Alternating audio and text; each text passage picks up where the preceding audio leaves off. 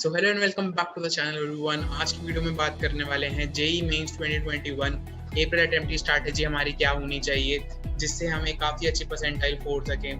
ठीक है, वीडियो उन सबके लिए है, चाहे उनकी 80 से कम परसेंटाइल है, चाहे 80 से ज़्यादा है, चाहे 95 से ऊपर है, चाहे जिसके लिए भी है। अगर आपको इम्प्रूव करना है आने वाले अटेम्प्ट में तो ये वीडियो आपके लिए है डेफिनेटली। ठीक है, वीडियो मैंने स्लाइड्स में सब कुछ लिख रखा है तो मैं बहुत वर्बली उतना ज़्यादा एक्सप्लेन नहीं करूँगा, वरना वीडियो बहुत ज़्यादा लंबी हो जाएगी और मैं नहीं चाहता कि अब लास्ट के टाइम में मैं आपको बहुत ज़्यादा टाइम वेस्ट करूँ। ठीक है, ये देखनी ज़रूरी है तो इसको टाइम वेस्ट ऐसे सच नहीं बोलेंगे, बट इसलिए मैंने स्लाइड्स में सब कुछ लिख दिया है ताकि मेरे वर्बली बोलने में बहुत ज़्यादा टाइम आपका यूज़ ना हो। ठीक है, तो वीडियो फटाफट स्टार्ट करते हैं और आप चाहो तो वीडियो 1.25 या 1.5x पर भी देख सकते हो। तो चलो फटाफट करते हैं वीडियो को स्टार्ट। ठीक है, यहाँ पे फिजिक्स, केमिस्ट्री, मैथ्स के मैंने चैप्टर्स नोट डाउन कर दिए हैं और मैंने क्वेश्चंस लिख दिए हैं कि अराउंड इतने से इतने क्वेश्चंस आते हैं, but don't quote me on that.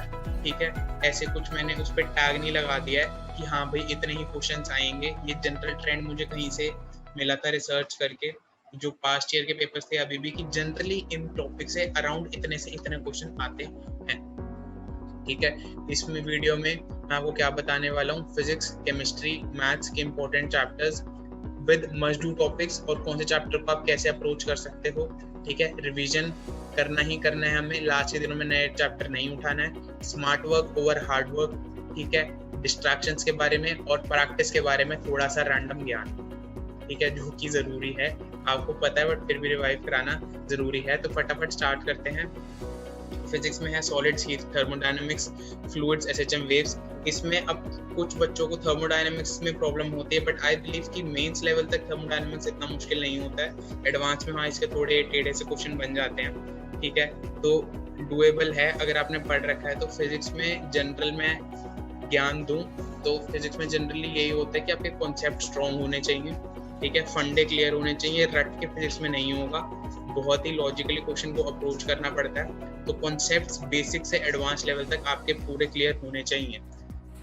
हम सबको पता है कि हम कोई भी एग्जाम के लिए प्रिपेयर कर रहे हो तो उसमें किसी एक ऐसे बंदे की, ऐसे टीचर की गाइडेंस होना जो हमें एक स्ट्रक्चर्ड प्लान बता सके, कब कौन सब्जेक्ट से कौन से टॉपिक, कौन से चैप्टर पर ज्यादा ध्यान देना है, किस में क्या चीज ज्यादा इंपॉर्टेंट है, वो सब बता सके, एक हमें प्रॉपर पाथवे डिफाइन कर सके, और वो भी ऐसे टीचर्स जिनको ऑलरेडी इस फील्ड में 15-16 साल का टीचिंग एक्सपीरियंस है।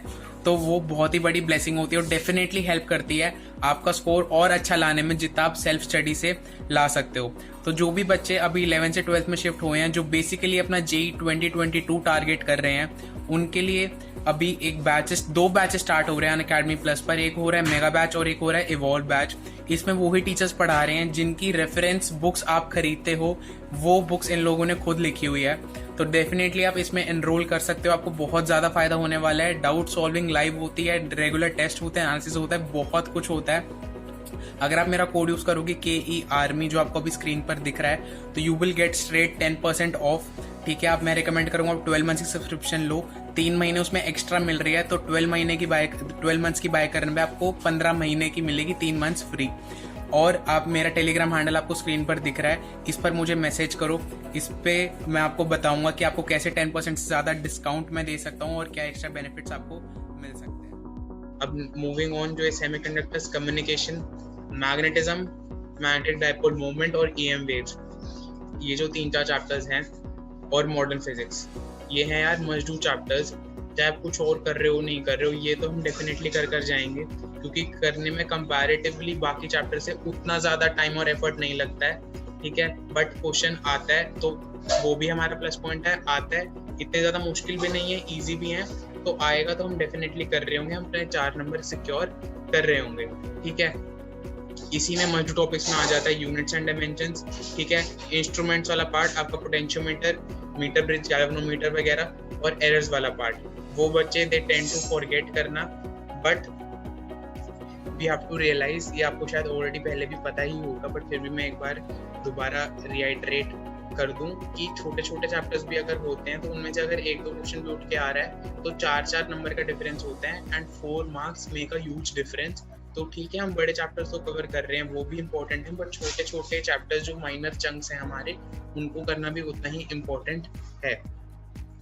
ठीक है, अब सपोज अब फिजिक्स में अगर तो ये चैप्टर्स आप यहाँ से पढ़ सकते हो यार, ठीक है, मैं एक एक चैप्टर के बारे में डिस्कस नहीं कर रहा हूँ। और अब एक और चीज़ मैं यहाँ पे बोलना चाहूँगा कि फिजिक्स में बच्चे जैसे अगर कोई बोल रहा है कि यार मैं ये चैप्टर छोड़कर जा रहा हूँ, तो छोड़कर जाना डज नॉट मीन कि आपको सिर्फ चैप्टर का नाम पता है, आपको उस चैप्टर के बारे में कुछ भी नहीं पता। लिटरली छोड़कर जाने का मतलब है कि आपको पता है वो चैप्टर किस बारे में है, आपको उसके अंदर के टॉपिक्स पता है, सब टॉपिक्स पता है, आपको उसके कॉन्सेप्ट्स पता है बेसिक लेवल पर, बहुत ज़्यादा एडवांस लेवल पर नहीं बट बेसिक लेवल पर आपको उसके कॉन्सेप्ट्स पता है, आपको उसके फॉर्मूले आते हैं, आपको फॉर्मूले क्वेश्चन में पुट करने आते हैं कि डायरेक्ट अगर फॉर्मूला बेस्ड क्वेश्चन आए तो हाँ ये ऐसे इसमें ये वैल्यू पुट होती है और ऐसे ऐसे आप आंसर निकाल सको। तो इसलिए हमें फॉर्मूला सबके याद होने चाहिए। अगर कोई चैप्टर हम छोड़कर भी जा रहे हैं दैट डज नॉट मीन कि कंप्लीटली छोड़ रहे हैं, हमें बेसिक फॉर्मूला उसके याद होने चाहिए और बेसिक अंडरस्टैंडिंग हमें होनी चाहिए, ताकि अगर बाई चांस को डायरेक्टली फॉर्मूला बेस्ड क्वेश्चन आए तो हम कर सकें। अब आगे चलते हैं मैथ्स में। तो इसमें है कुछ मेंस एक्सक्लूसिव टॉपिक जो आपको करने ही करने हैं, you can't miss that. Statistics, यहाँ मैंने लॉजिकल रीजनिंग लिख दिया, इट इज मैथमेटिकल रीजनिंग और हाइट्स एंड डिस्टेंसेस, ठीक है। तो ये तीनों चैप्टर्स आपके एक साथ भी करने बैठोगे तो एट मैक्स 5 घंटे 5 से 6 घंटे में हो जाएंगे बहुत अच्छे से, जीरो से भी अगर करोगे तो ये डेफिनेटली करने हैं। अगर ये आ रहे हैं इसके 2 क्वेश्चन तो 8 नंबर हम बहुत जल्दी सिक्योर कर सकते हैं। कोई और दूसरा चैप्टर अगर ट्रिग्नोमेट्री के 2 क्वेश्चन करने बैठे तो हो सके बहुत ज़्यादा टाइम लग जाए प्रिपरेशन में भी और सॉल्व करने में भी, बट ये 3 चैप्टर्स आपके इकट्ठे 4 से 5 से 6 घंटे में हो जाएंगे एट मैक्स, ठीक है। तो इसके हमें 2 क्वेश्चन जरूर से करने हैं। अब next moving on, generally maths में सबको ही पता है बट प्रैक्टिस से ही सब होता है। ऐसा बहुत कम होगा कि डायरेक्ट फॉर्मूला बेस्ड क्वेश्चन आ रहा है। कोऑर्डिनेट ज्योमेट्री में जैसे कभी कभी हो जाता है कि आपको इलिप्स या हाइपरबोला की इसेंट्रिसिटी निकालने को बोल दिया और बाकी सब कुछ वैल्यूज गिवन है, बट उस केस को छोड़कर जनरली आपको फॉर्मूले सबको पता होंगे but practice practice practice practice से ही सब कुछ होता है मैथ्स में, ठीक है। तो जितनी ज़्यादा प्रैक्टिस कर सकते हो, जितने ज़्यादा क्वेश्चन सॉल्व कर सकते हो उतना ज़्यादा करो। बच्चे बहुत लोग पूछते हैं कि कितने नंबर ऑफ क्वेश्चंस करें, किसी तक कितने नंबर ऑफ क्वेश्चंस करें कि हम मान सके कि हाँ ये एक चैप्टर हमारा डन हो गया है। यार उसमें मैं बिलीव नहीं करता, हर एक चैप्टर के अलग अलग होता है। जब आपको लगे कि हाँ अब आपको कॉन्फिडेंस आ गया, कोई भी जेई मेंस लेवल का, जैसे अगर आप तैयारी कर रहे हो जेई मेंस के लेवल का कोई भी क्वेश्चन आए तो आप सॉल्व कर सकते हो, तो वेल एंड गुड। और अब इसमें बोलूँगा कि अब ऐसा भी नहीं है कि आपने इंटीग्रेशन कर लिया या ट्रिग्नोमेट्री कर लिया। फॉर एन एग्जाम्पल ऐसा हो सकता है कि आपको एक ट्रिग्नोमेट्रिक फंक्शन दिया हो जिसको आपको इंटीग्रेट करना हो, बट वो डायरेक्टली इंटीग्रेट करना बहुत मुश्किल है। अगर आपको ट्रिग्नोमेट्री के फॉर्मूला ढंग से नहीं आते, आपको उसकी प्रैक्टिस नहीं है, आप उसको उस ट्रिग्नोमेट्रिक फंक्शन को अगर एक इजी फॉर्म में नहीं कन्वर्ट कर सकते तो हो सकता है आपके लिए वो इंटीग्रेट करना बहुत मुश्किल हो जाए। पहले आप उसको इजी फॉर्म में लाओगे फिर इंटीग्रेट कर रहे होंगे ना, तो ये दोनों आने अगेन बहुत ज़्यादा ज़रूरी है। ट्रिग्नोमेट्री के बहुत सारे फॉर्मूलाज हैं बट अगेन एक फॉर्मूला बैंक होना चाहिए, हमारे पास वो लिखे होने चाहिए और प्रैक्टिस होगी तो आपको पता होगा कि किस फंक्शन को किस तरह से कन्वर्ट करूँगा तो मुझे कैसे हेल्प कर सकता है। तो again it is all about practice, ठीक है। मैट्रिसेस एंड डिटर्मिनेंट्स भी हमारा मेन एक्सक्लूसिव टॉपिक्स में, मस्ट डू टॉपिक्स में आता है मैथ्स में, ठीक है। और वेक्टर्स 3D ये भी आप मस्ट डू में ही मान लो कि अगर 1 से 2 क्वेश्चन आ रहे हैं बहुत ज़्यादा मुश्किल नहीं हो सकता, डुएबल है, start from NCERT. Coming on to chemistry फटाफट से, तो अब इसमें मैंने इनऑर्गेनिक और ऑर्गेनिक केमिस्ट्री के चैप्टर्स लिस्ट ही नहीं किए हैं क्योंकि मेरा ये मानना है कि केमिस्ट्री में आप एक भी चैप्टर छोड़कर नहीं जा रहे होगे, आप सारे चैप्टर्स कर जाओगे, ठीक है। इनऑर्गेनिक तो स्पेसिफिकली अभी तक भी बहुत ज़्यादा नहीं पढ़ी है, अब इसे डेली 2 से 3 घंटा पढ़ना स्टार्ट कर दो।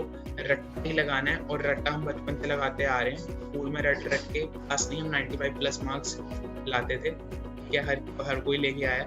रट्टा लगाना है तो प्लीज़ इनऑर्गेनिक वो मस्ट डू, फिक्स में नहीं है तो मस्ट डू एक मेजर 1/3 चंक हो गया आपका केमिस्ट्री का, इसको उसमें मानो। और फिजिकल केमिस्ट्री में ये 3 चैप्टर्स हैं जिसमें मेरी पिछले 1 साल से जितने भी बच्चों से बात हुई है वो मानते हैं कि इन 3 चैप्टर्स में थोड़ी प्रॉब्लम आती है। आयनिक इक्विलिब्रियम में हाँ मोस्टली बच्चों को प्रॉब्लम आती है, बट रेडॉक्स और थर्मोडायनेमिक्स के लिए मैं बोलूँगा, आयनिक के लिए भी बट थर्मोडायनेमिक्स और रेडॉक्स के लिए उससे पहले कि अपने टीचर से जाकर पढ़ो, वो आपको बहुत अच्छे से पढ़ा पाएंगे इजी तरीके से और शॉर्ट टिप्स वगैरह बताएंगे जिससे आपको वही कॉन्सेप्ट अलग लेवल से अलग तरीके से पढ़ाया जाएगा, तो आसान भी लगेगा और आप क्वेश्चंस भी कर लोगे, ठीक है। अब आते हैं अपने मेन पॉइंट्स पर जो और हमारे मेन पॉइंट्स हैं, ठीक है। रिवीजन इज इम्पोर्टेंट और maintain a balance between 11th and 12th, ठीक है। तो सबसे पहले ये डिस्कस करते हैं कि आपने कोई चैप्टर अगर 4 महीने पहले किया था तो आप कैसे एक्सपेक्ट कर सकते हो कि 4 महीने बाद जब आपका रियल एग्जाम है वो आपको चैप्टर उतने ही अच्छे से आता होगा जितना आपने पढ़ा था। जब हम पढ़ते हैं उससे एट मैक्स कुछ लोगों के लिए 1 हफ्ता, 2 हफ्ता, 3 हफ्ता, 4 हफ्ता, 5 हफ्ता, 6 हफ्ता, बस इससे ज़्यादा आपको वो अगर आप रिवाइज नहीं करोगे तो आपको याद नहीं रहने वाला है वो। हमने क्या हम कहने को बोल रहे हैं कि हमने 50 चैप्टर सपोज तैयार कर लिए हैं, बट वो 50 चैप्टर्स हमने इतने महीनों के स्पैन में किए हैं। जब फाइनल डे हमारा पेपर है, जो फाइनल डे पेपर है उस दिन हमें वो 50 चैप्टर उतने ही अच्छे से आने चाहिए कि हम विद इन 100 सेकेंड्स या विद इन 120 सेकेंड्स वो चैप्टर का उस 50 चैप्टर से 50 क्वेश्चन आए, विद इन 100-120 सेकेंड्स हम उतने ही स्पीड और एक्यूरेसी से करेक्ट आंसर मार्क कर रहे हो। उसके लिए ज़रूरी है रिवीजन, ठीक है। बच्चे इसके पीछे पड़ जाते हैं कि नए टॉपिक्स और कर लेते हैं बट रिवाइज नहीं करेंगे जो ऑलरेडी पढ़े हुए हैं, क्योंकि वो तो हमें आते ही हैं बट आपको वो नहीं आते हैं। रिवीजन करना ज़रूरी है। आप अभी एक क्वेश्चन लेकर बैठोगे, सपोज जो आपने 3-4 महीने पहले पढ़ा था चैप्टर, वो बहुत ज़्यादा चांस है आपसे वो नहीं होगा। हो सकता है वो फॉर्मूला ना याद है, कुछ और कॉन्सेप्ट ढंग से तरीका ना याद है कैसे कैसे करना था, बट एक बार रिवाइज कर लोगे वो आपको आता है। मैं ये नहीं कह रहा हूँ आता नहीं है, you just have to revise. वो 2-3 घंटे लगा के अगर आपने रिवाइज कर लिया तो फिर आप फिर से कर सकते हो। तो नए टॉपिक्स अब मत पढ़ो, नए टॉपिक्स पढ़ोगे बहुत ज़्यादा टाइम लगेगा। उसी टाइम में जो पुराने हैं उनको रिवाइज करो, वो ज़्यादा ज़रूरी है, ठीक है। Smart work over hard work when you have less time, selective preparation if you are falling short of time. जैसे कि मैंने बोला, अगर नहीं नए टॉपिक्स नहीं पढ़ना है, रिवीजन करो ऑलरेडी पढ़ रखे हैं, ठीक है। और सिलेक्टिव प्रिपरेशन करो। सिलेक्टिव प्रिपरेशन जैसे मैंने फिजिक्स मैथ्स में एक्सक्लूसिव मस्ट डू टॉपिक्स बताए, केमिस्ट्री में बताए इनऑर्गेनिक केमिस्ट्री पढ़ना स्टार्ट कर दो। नया पढ़ना भी है तो इनऑर्गेनिक केमिस्ट्री पढ़ो, जिससे रट्टा लगाने में इतनी आपका दिमाग यूज नहीं होता है। रट्टा लगाने की हमें आदत है ऑलरेडी, ठीक है।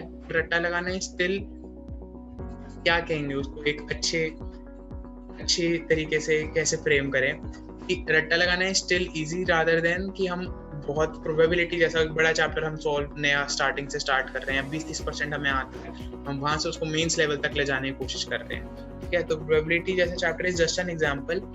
रट्टा लगाना है स्टिल इजी, ठीक है। तो हम रट्टा लगाएंगे रादर देन हम कोई और नया चैप्टर पढ़ रहे हो, या फिर हम रिवाइज करेंगे। तो रिवीजन कैसे करना है?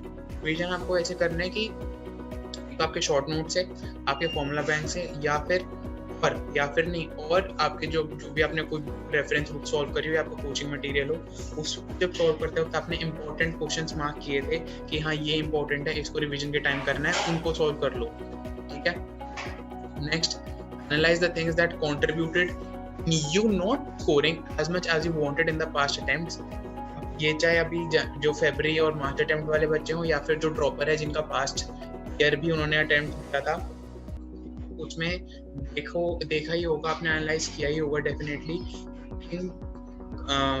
क्या वो ऐसे पॉइंट्स हैं जिनकी वजह से आप उतना अच्छा स्कोर नहीं कर पाए। अब वो मेंटल प्रेशर था, वो सिली मिस्टेक्स की थी। अभी इनमें से कोई एक दो पॉइंट्स भी हो सकता है मोस्टली पॉइंट्स आपके अप्लाई हो रहे हो। आप पैनिक हो गए थे, ठीक है, आप ढंग से उसको टैकल नहीं कर पाए, आपको क्वेश्चंस आते थे बट मेंटल प्रेशर वजह से पैनिक होकर आप उतने अच्छे से परफॉर्म नहीं कर पाए, या फिर सिली मिस्टेक्स हो गई, कैलकुलेशन मिस्टेक कर दी, ओवरलुक कर दिया, है ना, जिनको समझ कुछ और लिया था, पूछ कुछ और ही रहा था, या फिर ऐसे चैप्टर था आपको लगता है कि स्ट्रॉन्ग है आपका चैप्टर, पर जब क्वेश्चन आया तो आप नहीं कर पाए, उसको दोबारा पढ़ो। आपको लगता था आपको स्ट्रॉन्ग टॉपिक है बट नहीं है, उसकी प्रैक्टिस करो। Practice makes a man perfect. अगर आपको ऑलरेडी आता है तो ठीक है, आपको लगता था आपका 100% स्ट्रॉन्ग है, बट पेपर में जाके आपसे नहीं हुआ क्वेश्चन, तो आपको पता चला नहीं यार मुझे और प्रैक्टिस चाहिए, मुझे अभी 80-85% ही आता है, तो और प्रैक्टिस करो, 100% तक लेकर जाओ, क्योंकि आपको हमेशा ये रहेगा कि नहीं वो मुझे आता है। हो सकता है वो आपको उतना अच्छे से नहीं आता, तो उसकी प्रैक्टिस कर लो। प्रैक्टिस से सब कुछ हम सही कर सकते हैं, whether it is studying chapters or building a good exam temperament, चाहे कुछ भी हो, प्रैक्टिस से सब होता है। अगेन मॉक टेस्ट के लिए बोलूँगा, mock test are very important. अगर आपने आज तक भी नहीं करे हैं बहुत ज़्यादा अटेम्प्ट, ट्राई कि आप 4 से 5 मॉक टेस्ट दे लो, और आगे में अटेम्प्ट के लिए अपना पहले से ही शेड्यूल अच्छे से कर लो। नए चैप्टर्स पढ़ना, रिवीजन करना और मॉक टेस्ट देना पहले ही अपने टाइम टेबल में अच्छे से शेड्यूल कर रख लो, ठीक है। और एक बहुत क्लीशे सी लाइन, डिस्ट्रैक्शंस कम नहीं होती हैं, डिस्ट्रैक्शंस बहुत कट करनी पड़ती हैं, ये बिल्कुल ख़त्म करनी पड़ती हैं जड़ से। अगर अभी तक भी आपका ऐसा कोई सोर्स है जिससे आप डिस्ट्रैक्ट होते हो, तो अब एटलीस्ट 15-20 दिन आपके जो भी बचे हैं प्री अटेम्प्ट के लिए, उसको तो अब उसको कट कर बिल्कुल ज़ीरो कर दो। अब हमारे पास डिस्ट्रैक्ट होने का बिल्कुल भी टाइम नहीं है। और मैं एक और चीज़ बताना चाहूँगा कि ठीक है, ये तो एक छोटा सा यहाँ पे मैंने आपको वीडियो बताई। अब इसी की डिटेल में डिस्कशन, बहुत डिटेल में डिस्कशन सब्जेक्ट वाइज, ठीक है, कि कैसे अच्छी परसेंटाइल हमें 99+ परसेंटाइल या बहुत अच्छी परसेंटाइल हमें अप्रैल अटेम्प्ट में लानी है, मई में लानी है। कैसे बहुत सारे सेशंस में अनअकैडमी लेता रहता हूँ, ठीक है। वो एटलीस्ट 1 घंटे का सेशन होता है। आप मुझे आके कोई भी डाउट पूछ सकते हो, मैं बहुत ही डिटेल में आपका आंसर भी करता हूँ लाइव। कैसे आपसे मुझे देख रहे हो, सुन रहे हो, बट वहाँ पे हम इंटरेक्ट भी कर सकते हैं लाइव, ठीक है। तो उसके लिए आपको करना क्या है कि या तो आप टेलीग्राम, मेरा ग्रुप है नीचे डिस्क्रिप्शन बॉक्स में, उसका लिंक दिया हुआ है, वहाँ पे मुझे वहाँ पे आप ऐड हो सकते हो। वहाँ पे हम अपडेट कर देते हैं कि कितने बजे क्लास है, किस टॉपिक पर। और डेफिनेटली सब्सक्राइब कर लो चैनल को, क्योंकि और बेल नोटिफिकेशन ऑन कर लो। कम्युनिटी पोस्ट पे भी मैं डालता हूँ कि एग्जाम जो हमारा सेशन है उसकी क्या टाइमिंग्स हैं, किस टॉपिक पर होने वाला है, ठीक है। बहुत बेनिफिशियल है, काफ़ी बच्चों को काफ़ी मज़ा आ रहा है उसमें, ठीक है। तो आप भी you can also enrol in it, ठीक है, बिल्कुल फ्री है, ठीक है, 100% फ्री सेशन है। और अनअकैडमी प्लस या आइकॉनिक सब्सक्रिप्शन जिसको भी चाहिए, I am giving 20% discount rate, ठीक है, नो इधर नो उधर। कोड यूज़ करोगे मेरा KE आर्मी तो आपको 10% ऑफ मिलेगा और एक्स्ट्रा 10% कैशबैक मैं आपको अपनी तरफ से दूंगा। तो उसके लिए मुझे आपको टेलीग्राम पर मैसेज करना है। मेरा टेलीग्राम हैंडल अभी आपको स्क्रीन पर दिख रहा है, which is YUVRAJJ1 all in small cases, ठीक है। तो टेलीग्राम में मेरा हैंडल है, आप मुझे यहाँ मैसेज करके, आपको अगर प्लस या आइकॉनिक सब्सक्रिप्शन चाहिए अनअकैडमी की, आप उसके रिगार्डिंग मुझसे बात कर सकते हो, ठीक है। मैं आपको स्ट्रेट 20% डिस्काउंट दिलवाऊंगा, 10% कैशबैक मैं आपको खुद अपनी पॉकेट से दूंगा, ठीक है। तो मिलते हैं ऐसी किसी और वीडियो में। देन लाइक कर देना वीडियो को, कमेंट कर देना, कुछ भी कमेंट करो। आपको चाहे वीडियो सजेशन डाल दो, या आपको वीडियो कैसी लगी, या आपको लगा कि हाँ ये सही पॉइंट है, या फिर अपने कुछ भी, मतलब कुछ भी कमेंट करो, शेयर कर देना। और सब्सक्राइब भी डेफिनेटली करना। अप्रैल एंड तक 8000 सब्सक्राइबर्स हो जाने चाहिए हमारे यूट्यूब पर, ठीक है। तो ये गोल आपको पूरा करना है, हम तो आपके लिए वीडियोस बनाते ही रहेंगे। तो मिलते हैं ऐसी किसी और वीडियो में। Till then bye bye, this is Yuvraj.